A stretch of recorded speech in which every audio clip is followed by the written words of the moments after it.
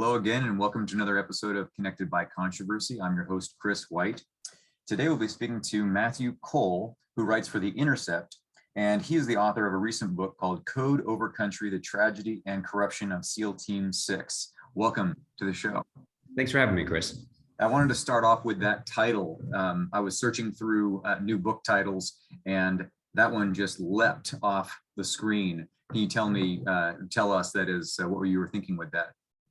Sure. I'm going to give some credit where credit is due. The title actually came years ago from one of my sources it wasn't meant as a title, but in describing one of the most difficult moments that JSOC and the Joint Special Operations Command and the Pentagon were having with SEAL Team 6 and their conduct and the lack of integrity on the battlefield. There was a sort of come to Jesus meeting by one of the admirals at the time in the special operations community, trying to explain what the problem was, what the issues were at SEAL Team 6. And as a paraphrase of what the admiral said, my source was explaining they were putting code over country.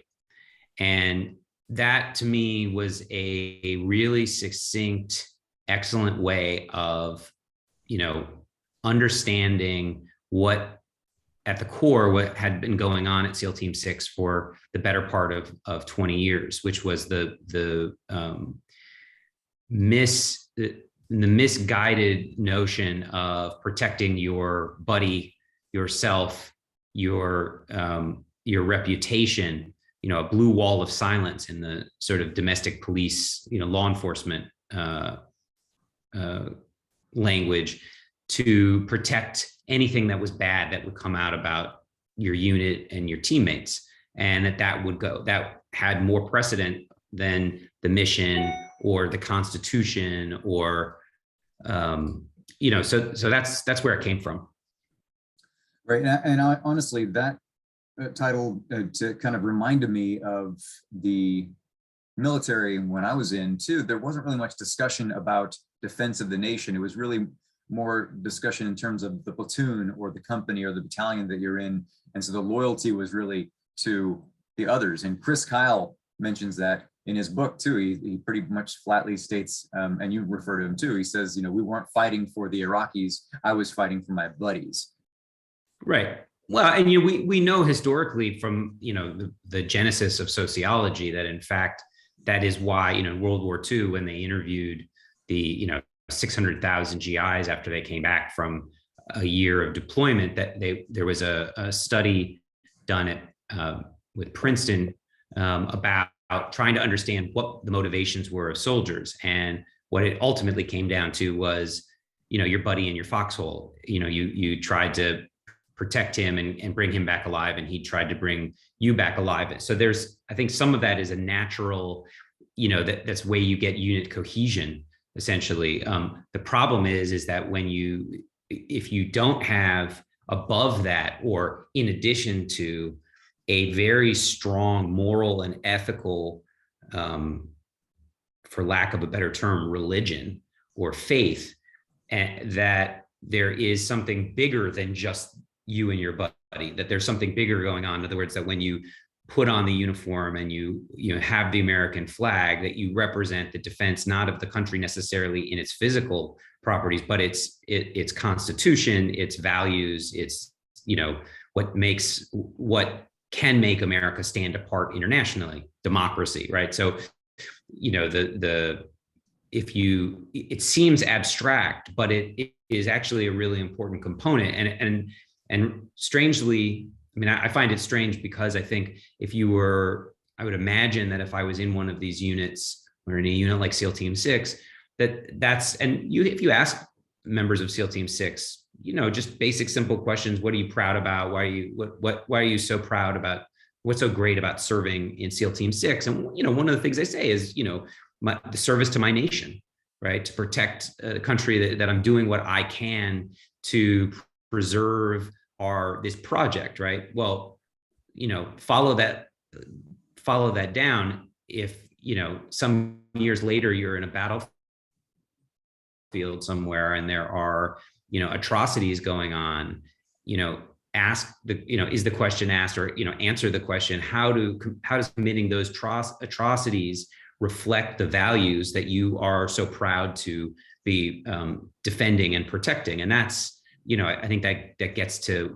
a lot of what's in the book. Definitely. And you cover a lot of those in a systematic way, chronologically going back several decades, but more of an emphasis on the past couple of decades. And and you start off with the Battle of Takur Ghar. And I think that's a great example of how it's kind of a combination of maybe of military failing, the fog of war, and it also shows how difficult it is for the American people to really understand what's going on the ground, because there's so many different moving factors, and it took years for all the information to really be fleshed out, including your own interviews with people who were there. Can you talk about that? Yeah, Takur Ghar is, you describe it very well, and in addition to that, what was significant about that battle, and why I start the book there is that at least for the more recent history, the post 9/11 years, which are, this book is really a result of trying to reflect on what went wrong in post 9/11. Although we can get into the history and the origins, that, history is always the best guide for the present. Is that, this was a key battle very early in the war, and happened in the war in Afghanistan, and happened to be the first real heavy contact and warfare that SEAL Team 6 had been engaged in this deployment, which was the first deployment for SEAL Team 6 prior to 9/11.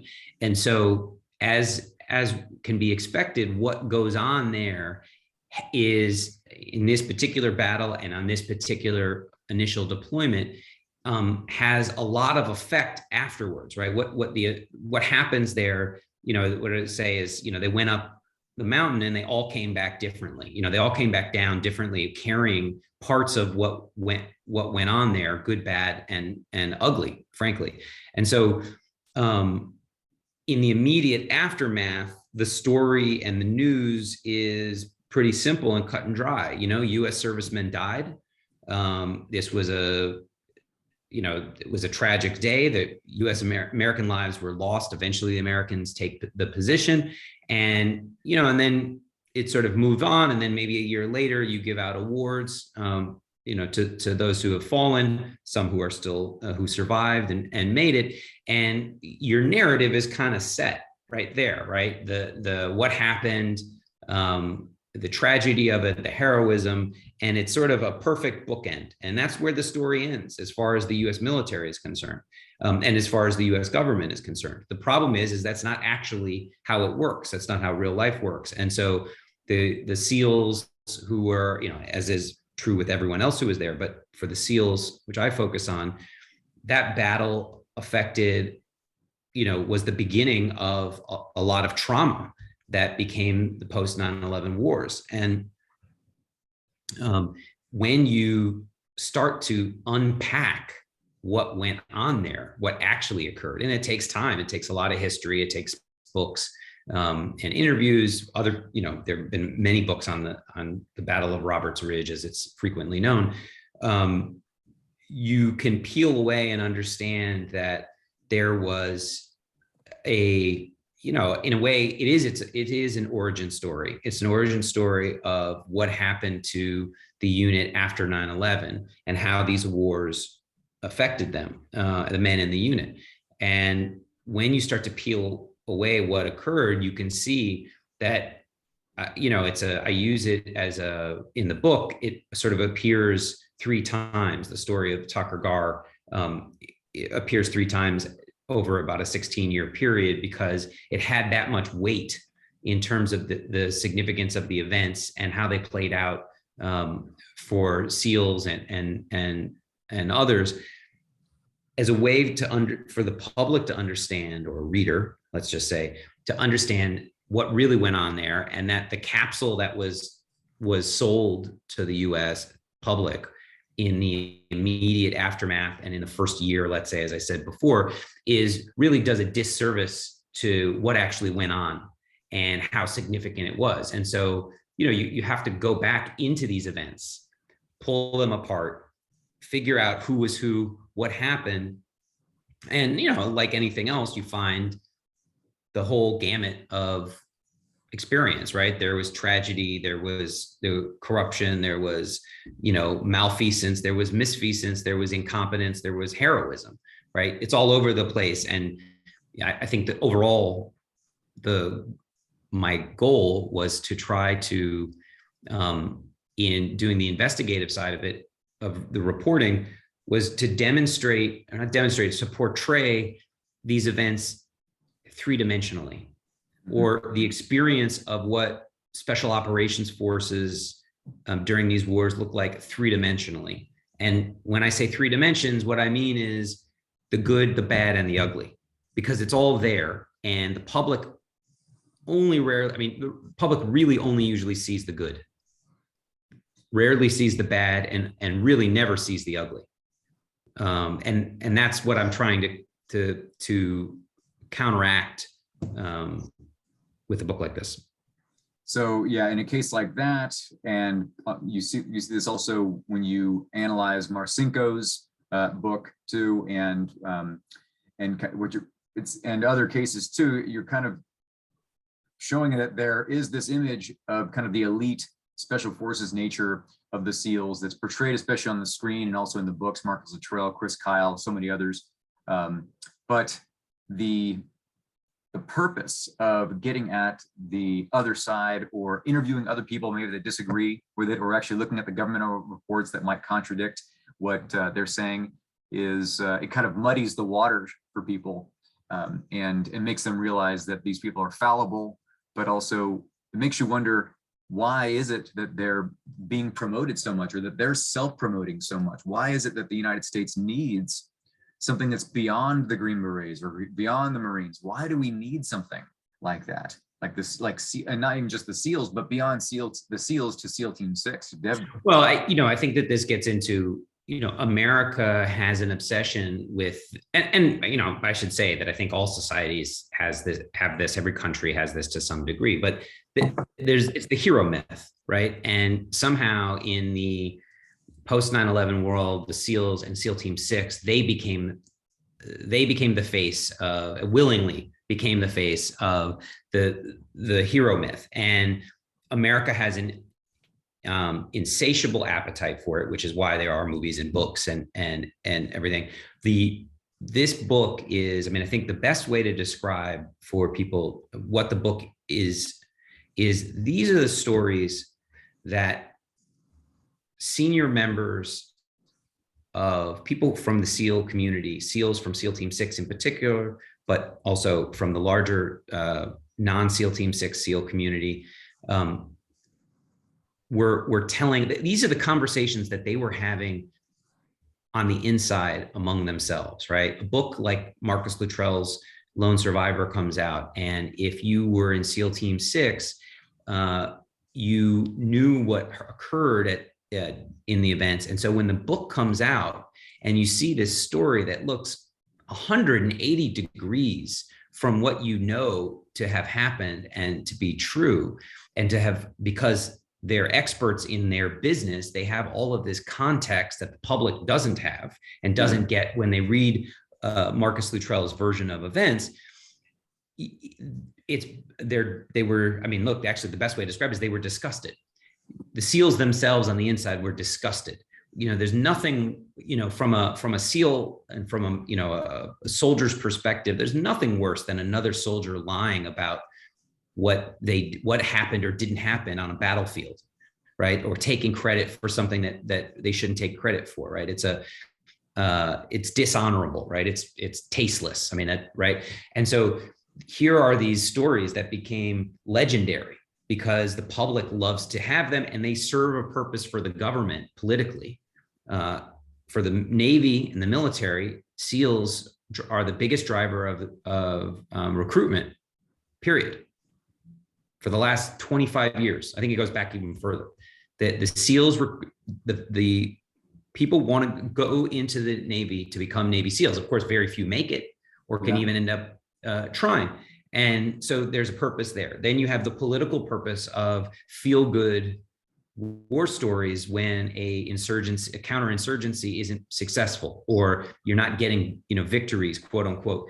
And then on the incident themselves, where and this is where I really try to dig into on the investigative side, is that the events that lead to these moments that end up result in huge military awards are very often a series of catastrophic tactical failures and leadership failures, bad and poor decisions by officers that result in American lives, right? Losing American lives. And instead of focusing on or paying attention to lessons learned, right? What happened in Afghanistan and Kunar Valley that day, what SEAL Team 6 and what people who were the professionals learned from that day, what they took away from it was not at all anything that came out in the Marcus Luttrell book. And so the book is a counter narrative to that, based on what the SEALs inside, I think the ones who have integrity, the ones who are professional, the ones who are interested in the truth, were troubled by. And it's the conversation that they're having in their team room, their locker room. Can you believe this? That this is like, complete, forgive my French, but complete horseshit. And so the book is a collection, essentially, of those stories, retold factually from the investigative, using investigative journalism, and getting into what really happened, and, pointing at why we don't hear the truth about, or more of the truth about some of these events. There's also a lot of other cases in there where you talk about something that I've been really waiting for in a book about the US military, which is the kind of negative results of hazing. And there's one military film that came out right around the time I joined the Marines, and they actually were playing it in MEPS round the clock. Right as we were waiting to be inducted, they're playing it over and over again, and that's A Few Good Men. And you talk about some instances, for those who haven't watched the film who are listening, in A Few Good Men, it's basically a hazing incident where they're trying to correct another Marine who's kind of falling out on runs on Guantanamo Bay, and in the process, he ends up dying. They didn't try to kill him, though, and the trial is about that, as you know. But there are these instances in your book, too, where you talk about the SEALs either inadvertently or they're trying to hurt people, but they end up dying. Can you talk about some of those? Yeah, I mean, hazing writ large was far more pervasive historically. There's less of it now, but it's still a relatively commonplace. I mean, I could have written an entire book of just SEAL hazing rituals, because going back decades, they're all over the map, and frankly, they're horrific. I mean, it's sort of amazing, actually, that fewer people were killed as a result of some of the stuff that was, just sort of par for the course.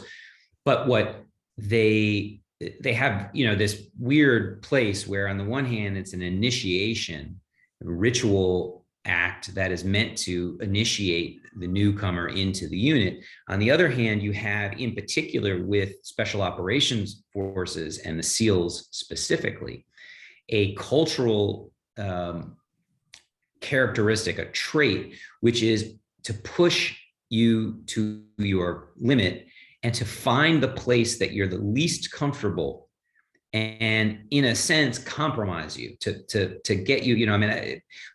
Someone was describing once, like, in a sense, a SEAL, you're the new guy in the unit, and if you say in a group setting that you don't like fish, you just don't like to eat fish, right?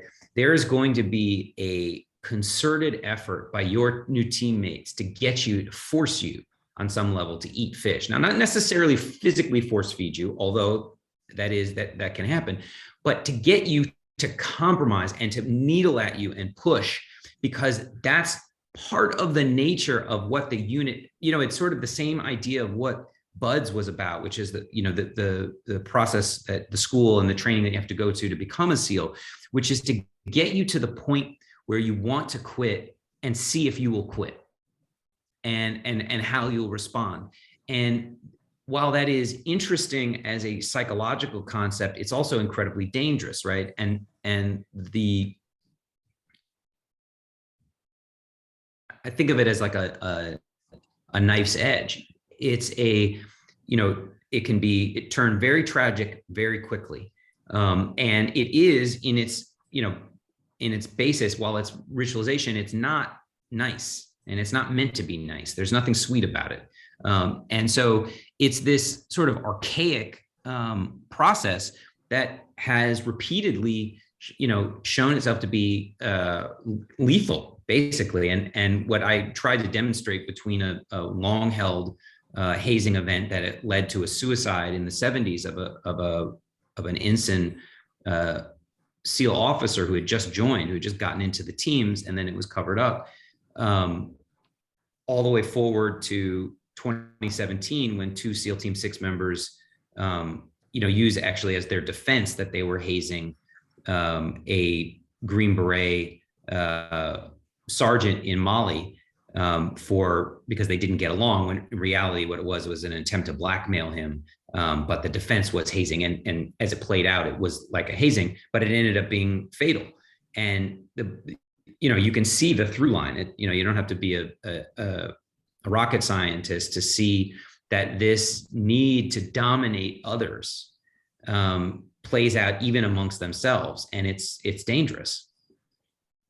Absolutely. That case in 2017 with Staff Sergeant Melgar, right? Yeah, Logan Melgar. Yeah, in Mali, hit the headlines at that point, and the thing that stood out to me too is that the SEALs who did it, and there were Marines involved, obviously, they had been stealing from these funds that were used to try and help the effort over there, and he didn't go along with it, and therefore they had to teach him a lesson. And yeah, it was not just part of murder; it's also theft. Yeah, it was exactly. I mean, what it was there was a clash of values between this special forces, this Green Beret staff sergeant, and these a few SEALs, and that turned itself into a attempt to silence him, not by killing him. I don't think there's any evidence that they intended to kill him, but they intended to do something to him that was pretty horrific nonetheless, which included sexual assault, and use that as a means to keep his mouth shut about all the other things that he saw and did not agree with and did not want to participate in. And it went bad, as these things can easily do. But when you look at that picture holistically, it's so much worse, and it's so much worse than as it was portrayed in the public. The death was the shocking thing, but it wasn't premeditated. But just because they didn't mean to kill him doesn't mean what they were intending to do was really much better, was really pretty horrific. And you start to think about what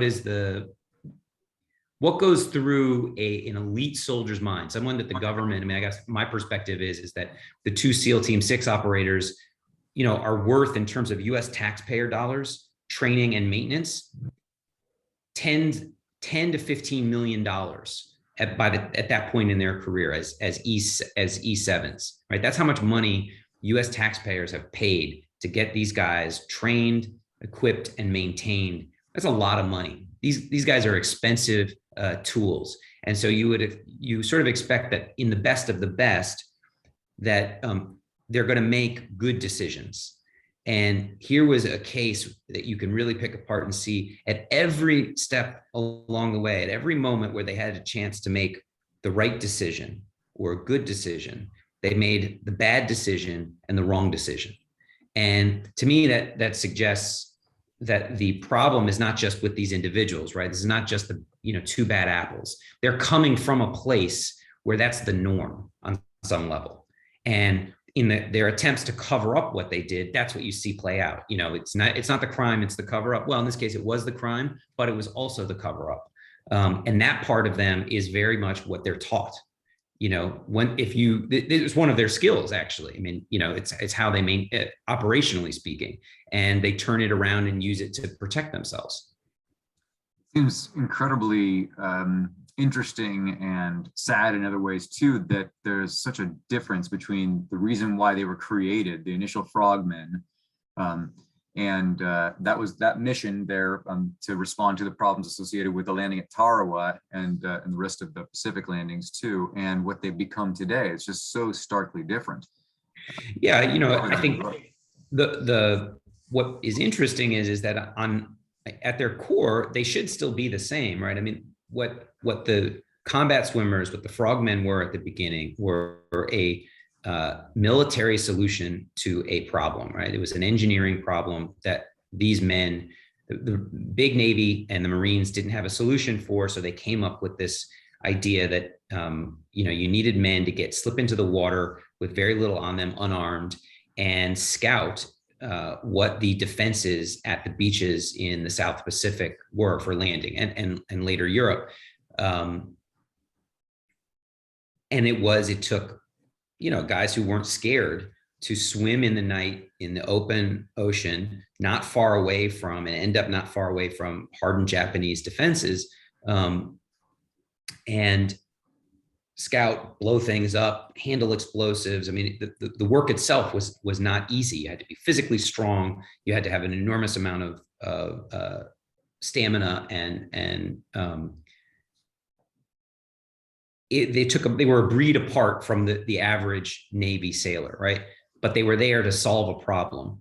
SEAL Team 6, 40 years later, 50 years later, are there to also solve a problem, right? The military or the president has a tricky situation, a hostage rescue, terrorist attack, terrorist event, and they have to engineer a solution. These guys are very good at it, right? But the problem is what happens when you take those guys with the same skills, all of that skill set, with that incredible engineering ability, if you will, and instead of focusing it only on a military problem, the objective of a mission, they turn it on each other, on themselves, on others, on things that have nothing to do with their job, with their mission, because there are cultural issues and a lack of accountability and failure of leadership in the unit, right?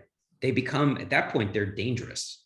They are a threat, in a sense. They are a source of constant worry about, whether they're going to be able to follow the law or follow rules, right? Some rules are rules that have to be followed, even in a unit that's based on cutting corners and not following rules. And you even got a chance to interview Dick Marcinko before he died. I just learned yesterday that he died. I was talking about it with my class and pulled up his picture, and then it said that he had died on Christmas Day last year. You talk a lot about how it was a lot of the culture of SEAL Team 6 stems from the creator too. Can you talk about him and how he created this kind of different culture within the SEAL community? Yeah, he's a singular character in the history of in SEAL history. Certainly was worth and worthy of a chapter in the book. He's the founder of SEAL Team 6, and Marcinko. He was a Vietnam veteran, served as a SEAL officer, first as an enlisted man in the UDT, and then he became a SEAL and a SEAL officer. And he was a maverick. He was a rogue. He swore at officers, at Navy officers above his rank and his superiors frequently. He was known as Demo Dick, actually, because he was quite fond of the demolition part of being a SEAL, and was very aggressive and violent, which during the war in Vietnam was one of the jobs, which was the first mission that the SEALs were used for, because they were stood up in '62 by President Kennedy. Marcinko was, a pirate, a rogue, a liar, a alcoholic. He was, by all accounts and his peers, he was also a talented SEAL, a talented operator, and a good officer on the battlefield tactically. And he ends up in this, unusual and unique position in 1980, late 1979, after the failure to rescue American hostages in Iran, in Tehran, leading this new secret counterterrorism unit that he names as SEAL Team 6, and all of his foibles, and as well as everything that was effective about him become part of the blueprint for SEAL Team 6. And one of the best examples I can give is that in, the cut and dry military world, and in particular in the Navy, where there's a very clear caste system between the officers and sailors. Marcinko, because I think he had been enlisted first before he was an officer, and also because of the nature of special operations, where the operator who has the most experience at a thing is best suited for leading decisions about how to solve a problem militarily, not necessarily lead, but certainly as a terms of coming up with concepts and how things should be done. Turned that on his head with this unit, in which the idea was the enlisted were essentially going to lead the officers who had very little experience. And one of the things he did to sort of to demonstrate to sort of break the rule and to be rogue is when they established their base at Dam Neck in Virginia Beach, they needed a pool, and they wanted to have a pool. And to build it, what he didn't want to do is they were sharing Dam Neck with other parts of the Navy, including a training. It was like an educational stop for, I don't remember the type of course. It was a radar course maybe, or something like that. And what he didn't want was, he didn't want anyone else at the base to use the pool. And he didn't want anyone to have events at the pool, races, swim meets, swim leagues, personal or for the Navy. And so what he did was he had the pool built at 49 feet instead of 50, 1 foot short of regulation, so that it couldn't be utilized, right? And it's a small detail, but that's the kind of way he thought of things, is how do I get around the bureaucratic requirements? And that skill allowed him to build a counterterrorism unit that would be deployable on 3 hours notice at the president's authorization and be effective. And that in 6 months. It's an incredible task and achievement to have done. But at the same time, he measured and judged who got in based on who could drink with him. Yeah. And so you see this, there's a culture of drinking and alcoholism built right in. And after he left, the unit professionalized a lot, but parts of their DNA are there and are still there. There are integrity issues. There are, drinking and drug issues. And they're all accepted because as he said to me, I wanted to create a mafia. This was the mafioso. I was the godfather. Everything that went on that went bad was kept in-house. And he had a rationale for it, which was, we didn't have time to deal with HR. We didn't have time to deal with Navy personnel, right? If a guy messed up or he had problems at home, I didn't have time to sit down and bring in a social worker and fix it. It had to be fixed immediately so that person could be back out and deployable within days. And so he describes it as a military necessity. And I think that's probably accurate, but of course, the way he handled these things was, it just meant that, you covered him up, you spanked a guy and you told him never to do it again, and you sent him back out. The problem is, of course, that's not leadership. It's certainly not accountability. And the problems then go on and on and on. Of course, under his leadership, there's all kinds of missions or training missions, I should say, that he's planning that don't have very much oversight and actually harm of some people. And even he ends up going to jail too. Yeah, I mean, it all plays itself out. I mean, if we accept that human behavior is, often a pattern, and everybody has their own pattern of behavior, they make the same mistakes over and over again. Marcinko was someone who, because he had really never been held to account, he ends up, after he's no longer leading SEAL Team 6, getting involved in a kickback and bribery scheme using SEAL Team 6's procurement process, which had no oversight. And that was what he was taking advantage of to set himself up. He was going to retire soon, and he wanted a bunch of money to set up his new business in the civilian world.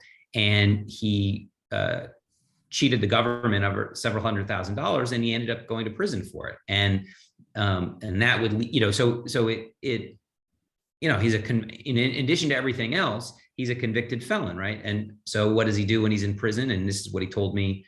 He had enormous legal bills, and he was trying to figure out how he was going to pay them off. So while he was in prison, he thought, I'm going to write a book. An agent came to him and said, maybe you should tell your story. And so he became, the author of Rogue Warrior, which becomes this, mythical hero myth story of himself as this rogue pirate who had bucked the system and built America's most premier counterterrorism unit, as he self-described. And, of course, lo and behold, if you start to dig into it, you discover that it's filled with embellishment, lies. I mean, things that were made up whole cloth, because that sells the story. The story doesn't work if he doesn't have some of those lies in there. It's certainly not as financially successful, and it becomes what you can look back now and see it as is he created the business model for the future, for the later members of SEAL Team 6 involved in the Bin Laden raid, in the Captain Phillips rescue. I mean, I think the most recent one, there's a book right now that is written about the dog who was on the Bin Laden mission, right? And his SEAL handler, right? So it's not just SEAL hero book, it's SEAL hero dog book, hero SEAL dog. And so there's a business model that Marcinko developed, which is, take a little bit of the truth, fill it with a bunch of distorted facts and lies, and, slap the SEAL Team 6 brand on it and make $1 million. And that's part of the cultural problem. Yeah, that trident, if it's on the front cover, then it really ends up elevating sales. Jocko Willink is a good example. And although Jocko, I think to an extent, I've actually assigned his book in my class, the first one, that is Jocko and Leif Babbitt's book on the on leadership. Yep. And there's a lot of honesty in that book too about failures, although he's promoting it kind of as the SEAL ethos story too. But there's examples in there where he's showing that he screwed up and people died as a result. And he even talks about it in his TED talk. And I feel like that's maybe the only book I would use as a good example of some honesty, although at the same time, he's able to elevate his own status by building off of this SEAL book industry. Yeah, I won't talk too much about, I try to stick to what I've reported in the book, but I would just say for your audience that I would take almost anything that's in a SEAL book with a grain of salt, because there is, he may be using a little bit of honesty about some moments, but I can tell you that the omissions, were they ever to be revealed, are much more, they tell a very different story, significantly so. And I can tell you that his reputation as an officer in the SEAL teams and in the SEAL community was incredibly low. He was not held in high esteem for his leadership abilities. Everyone has a right to sell books and write their story and define themselves. I'm not suggesting that people should not be allowed to, but I think it's he's a very good example of taking parts of the truth and using the SEAL brand to market and create a business, a business empire, if you will, built on being a SEAL that in fact does not reflect who they were or their talent level as a SEAL themselves. That there's a huge disconnect. Again, if I describe the rest of the book as being the stories that the SEALs themselves discuss, the secrets that they share amongst each other away from the public, that's what you get about Jocko.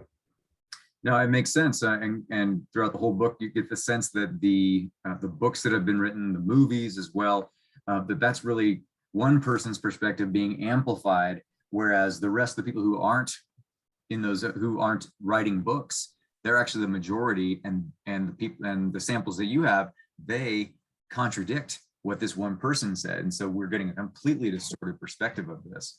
That's actually the great frustration of the SEALs themselves, which is that it's sort of from their perspective, the way they've described it. I should be careful that these are not my words. The worst of our community are the ones who get the most attention and are the most successful on the outside. They tell the stories that are the least true or the least accurate. And that is a frustration, but because culturally, they will not speak out publicly about, they will not contradict. I mean, that's part of what the book is about, is that the naval special warfare itself, and then the community of current and retired SEALs will not publicly speak out and poorly or badly against one of their own. And so as a result, the myths continue to proliferate. It just grows and grows and grows. And so, it's established fact that, all of these SEAL stories are true. All of them are heroes. And this is how history, this is what occurred historically. And, Code Over Country is my very modest attempt to offer some counter to that narrative. It's interesting going to the present day, and this is important, I think, to kind of circle around to your most recent article on this from February 22nd. With the invasion of Ukraine, a coworker of mine were talking about how frustrated we were and how confusing it was. And this coworker just kind of offhandedly said, well, couldn't we just send in SEAL Team 6 to take out the Russian dictator, right? And I thought, wow, isn't that, she wasn't actually saying that she thought it was a good idea, but it was almost like we have this special forces operation that we've been spending billions of dollars on. And it occurred to me almost like why aren't we using something like that? Which then rewinds back to, what is the purpose of SEAL Team 6? If they can't do something like that, because there's no way they could operate behind Russian enemy lines like that, I don't think. Then, well, I'm sure that they could operate if they trained for it, they could operate behind enemy lines, but that doesn't make them a silver bullet. And Yeah. so the real, what you're describing, I think, is what other people, the way I've heard it expressed elsewhere is, is SEAL Team 6, does America really have Jason Bournes, right? Yeah. And is there a magic bullet? And the answer is no. That's fictional.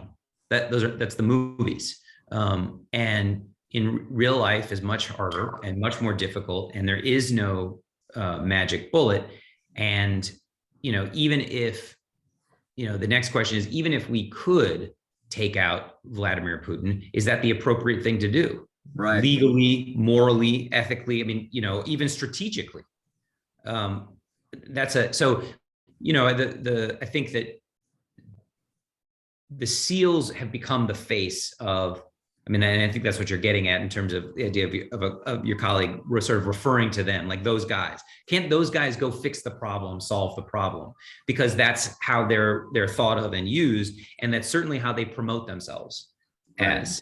And just on some level, some of it is fair, right? They saved Captain Phillips from the kidnapping and the hostage situation in the Indian Ocean in 2009, as the world watched, and they were sent in and killed an unarmed Osama bin Laden in 2011, and we then champion those stories because they make us feel good about our military, our forces, our role in this world. I think that here I'm opining, but we then attach that brand, those faces, if you will, to that idea.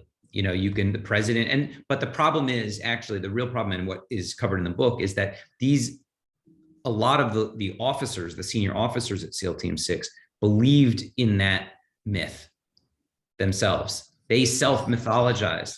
And so that's why they refer to themselves as the president, not they, I should say, some of the officers would use as a pep talk to their men, we're the president's own. We're when the world needs to solve, to take out Vladimir Putin or to take away the nuclear bomb, or, we're the people that the president calls and we fix it, right? And the problem is that it's not quite true. And even if you are the people that the president calls, that doesn't make you above the law. And so they sort of bought into all of their own press over 20 years and felt that they couldn't make any mistakes and did no wrong. And that was not the case. In fact, for a period of almost a decade, they were committing in small amounts at a time, in each deployment, atrocities on the battletfield. What kind of atrocities? Mostly bodily mutilation. So let's sort of, and this becomes a little bit technical, but the best way to describe it is that they are effective. They hit a place. They determine who's hostile and who's not, who's a threat, who's not. They kill the threat. They take out the threat, and then when they have the opportunity and the time afterwards, they mutilate bodies in different ways. And as a way of, some of it is bloodlust, some of it is boredom, some of it is psychological warfare. They had all sorts of different delusions about why they were doing it. But it was a pretty constant, it's like having a low grade fever for 10 years through Iraq and Afghanistan. And the officers knew about it, frequently helped cover it up if it bubbled up to an issue where there was going to be an investigation. And in some cases, as is the case now with the current leader of the SEALs, Admiral Wyman Howard, who is the commander of Naval Special Warfare, handed out tomahawks, custom-made tomahawks to his men to deploy on the battlefield as part of this Native American identity that his little squadron had, Red Squadron at SEAL Team 6, and knew, and both, I think, directly and indirectly, well, I should be careful about directly, what certainly created the conditions under which the men in his unit and under his command used those hatchets to commit war crimes with, and knew that was going on, and did not stop it, did not take the hatchets back, but encouraged them to, quote unquote, bloody their hatchet when they were on a mission. That's the sort of darkest space of where this went in the post 9/11 wars. What this lack of accountability, how it reared itself up in Afghanistan and Iraq with SEAL Team 6. And of course, you mentioned the most recent case, which is that of Eddie Gallagher too. And that's kind of the gray area in there too, because at the end, there was a bombshell revelation by one of his teammates who mentioned that he was actually instrumental in extinguishing the last breath from the ISIS fighter. But he, and that way he was able to help his teammate get off. Yeah, the Gallagher story I included in the book because it was well known and publicized because of President Trump at the time, and it was certainly covered all over the world. And his court-martial, in which he ended up getting off on, as you say, because sort of two reasons. One is that SEAL Team 6 is a really small unit, but because they're elite, what happens and goes on and starts at SEAL Team 6 eventually filters down into the rest of the SEAL teams. And Eddie Gallagher is an example of that. There's also plenty of history and data, and some of which is in the book, which was just as in the aftermath of Vietnam, the SEALs were filled with Vietnam veterans who were, frankly, out of their mind. The amount of war that they were exposed to and violence that they participated in had led them to a place where they had normalized this kind of, basically war crimes, right? And so here's Gallagher getting accused of stabbing a unarmed, injured prisoner to death. And in the end, what really, if you read and you go through the court-martial and what happened, what he got off on was that he killed him. Right. I mean, that's what you're describing is that one of his medic teammates said, no, I extinguished his last breaths, therefore I killed him, and Eddie didn't kill him. That medic also said, I watched Gallagher stab this prone, injured teenager in the neck, at least twice. Right. So an act of premeditated attempt to murder this guy as a means of demonstrating what, I'm not sure, right? His heroism, the use of his knife. He wanted to be able to say that he used his knife.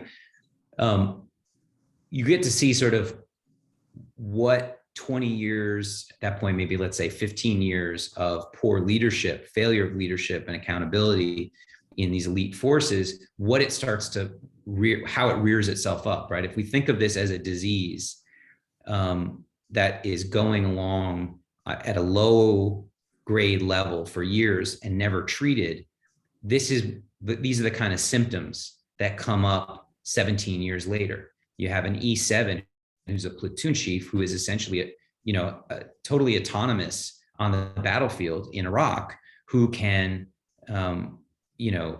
stab someone in the neck multiple times while everyone watches. And it was, what was unique about the case was not so much what he did, but the fact that some of the men under him in his platoon were willing to rat on him and eventually come forward. That's actually, I mean, what was remarkable, and those guys all suffered because of it. They suffered the consequences. None of them are better off today in terms of their military career or their standing within the SEAL teams because they did the right thing at all, which is— I don't think people understand the importance of oversight in a free society. I mean, if we want to say that we're free, we cannot just allow people to do things like that without some type of oversight. The idea that you're automatically doing something legitimate because you're in the US military, and especially if you're an elite. I always ask, where is it in military training that they make you more moral than the average citizen? There's no training in that respect that could make you automatically more moral. And so those guys, which he accused of being millennials who are too sensitive, right? Then they always tell you in the military, if you see something wrong, you got to say something. Well, that's proof right there that you're disincentivized from doing that. Right, absolutely. It was, I mean, the arc on that story is that Gallagher won, right? He won his case. The SEALs who learned, what lesson was learned there if you're a SEAL, right? Keep your mouth shut. Yeah. Keep your mouth shut. And so the Civil War there is a silent, or I should say non-public Civil War that continues to rage inside the SEAL community about this issue. What do we do with the Eddie Gallaghers? How do we continue to promote them or not? And do we kick them out? What do we do? The Eddie Gallaghers won. That's that's really the sad part. And that's the part where, in terms of trying to figure out how to fix the problem, civilian oversight is a must, and the accountability portion is going to have to come from outside, because they're clearly not capable of doing it themselves. And of course, also Eddie finalizes everything by coming out with a book of his own. It can, this script writes itself. I mean, that's his wife Andrea was a marketing professional, and she did a masterful job in selling their story and spinning their story and creating a social media support for their version of the truth and events. And so no surprise that in the aftermath of their victory, there's a book and all sorts of other efforts to capitalize and cash in on the experience. I think that you really hit on something there, referring to the hero myth. I mean, Joseph Campbell analyzes this very effectively throughout world history, of course, and it seems like with the SEALs, especially, they watch films like Navy SEALs with Charlie Sheen, right? And you see these documentary series as well, and then of course Lone Survivor and American Sniper, and then when you get into those units, you realize that it's very different, and so maybe this extra violence is kind of like filling in the gap, because they can't be real superheroes. Those don't actually exist in reality, but we want them to exist, to fill in that gap that we have between our imagination and reality. And of course, that's what they train you to do too. You know, what you just said is exactly actually what I've heard from veteran SEALs, which is that's exactly the problem is that the younger SEALs who come in are forced to live up to this myth because they've also been, raised on these lies and this distortion. And so there's an incredible pressure, exactly as you said, to be sort of super SEALs, to be, supermen. And that becomes, where things go bad is when that outweighs the need or the desire or the pressure internally to be moral or ethical or, even at the lowest end, legal, right? I mean, just following the laws in war. So this is a national problem. I mean, I think part of, personally, one of the things that motivated the journalism here was, I can't make changes. The only thing I can do is provide, I think, the public with a, let's just call it a document, a product that shines light into a very dark space nationally that we need to address, because what I would hope is that the next time, 20 years from now, 10 years from now, 50 years from now, the country is on some trajectory to give the military and not the military, but give the government and the executive branch a blank check for 20 years of combat and conflict and war, and send this group of small group of men out to do this, that they think long and hard about what the consequences are, because they're extraordinary. And this book is a document of those consequences of doing that. So, I hope that just by making it available, people can find it, read it, understand, and think about what the secondary and tertiary effects are of sending, young men in these particular kinds of units to experience what has had been and still is an unprecedented amount of war and violence in our history. I mean, there's no other war where American soldiers, American service members saw this much. And we are still not prepared. We still have no idea what the effects are going to be. There's still so many more coming. And we're not prepared for it. And so, this is one small step towards trying to understand that. Well, I really appreciate the book, and I would encourage people to check out your most recent article on The Intercept, titled, let's see, one second, I've got it right here, How the Navy SEALs Failed America and How They Can Change Too. So what's that mostly about? Well, it's a excerpt of the book, the epilogue, but with additional material that had come about after I had finished writing the book, which was really about where the SEALs are today, which at the time that I wrote that piece, the three top SEAL officers in positions of authority and significant positions were all former members of SEAL Team 6, who had, as the book demonstrates in previous episodes, were either part of the problem, helped create the problem, or a product of the problem of failed leadership and accountability, and this problem of code over country. And so, clearly it's a sign that the SEALs and the Navy and the Pentagon and Congress have not gotten the message yet. So that's what I discussed in that article. Great. Well, I really appreciate you talking to me today about this very important topic. I've gone through the book twice and keep finding new things in it. I think, hopefully it'll encourage others to do the same type of research. Makes me wonder, why is it there's not as much of an industry for the Green Berets? I mean, they had John Wayne, 1968, and then there's the Ballad of the Green Berets, and there are some books that are out, especially from the Vietnam era, but they haven't really reached that same kind of mythic status, that iconic status that you have with Marcinko in particular, leading the way with the seals. I think there's an attraction to the idea of roguishness.